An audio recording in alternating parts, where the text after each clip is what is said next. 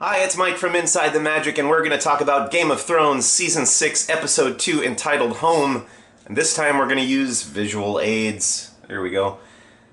This was a very big episode. A lot of big stuff happened that people have been waiting for. But I want to start at the very end with the big event. Huge spoiler alert, guys. Jon Snow is alive again. This is something that fans predicted. A lot of people saw Melisandre arriving at Castle Black at the end of last season and thought, oh, well, Jon's dead. You've got this sorceress there, and she can do some kind of incantation, bring him back to life. Of course, everyone was right. That's what happened at the end here. We weren't sure if it was going to work right away, and then he gasps and wakes up. So Jon's back. He was dead for 2 episodes. But it should be interesting to see how he responds to being resurrected, if his personality is the same. You know, because we've got other characters in the show who have been brought back to life. The Mountain, for example, is kind of a Frankenstein monster running around smashing people's heads on the side of the wall in King's Landing, and you never know what that's going to do to a person. Other things that happened, a couple big deaths, a couple of the big patriarchs of some of the families in Westeros were killed. Balon Greyjoy, killed by his brother, and Roose Bolton, killed by his son, Ramsay, who is the biggest psychopath in the show, and we've seen that time and again, and it was no surprise also that he was willing to kill his infant half-brother and his father's wife.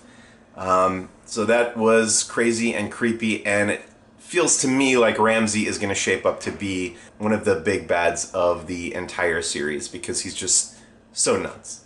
The episode opened with Bran Stark, who we hadn't seen since the end of the 4th season.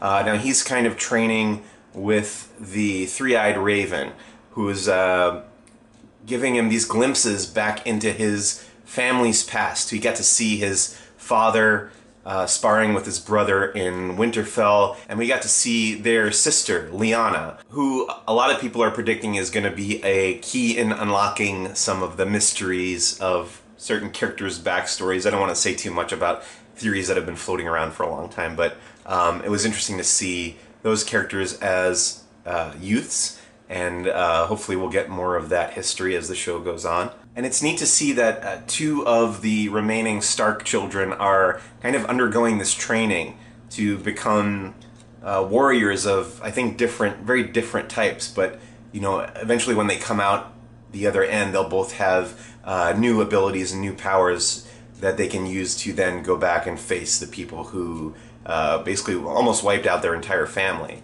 Oh, and we also got to see Hodor as a teenager, and he was able to talk.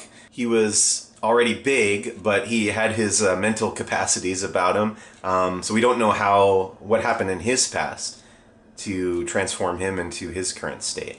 And then you had Jaime's confrontation with the High Sparrow, who is one of the most interesting characters to me. So it was cool to get a taste of how they're going to be in conflict with each other, and I'm anxious to see where that story goes.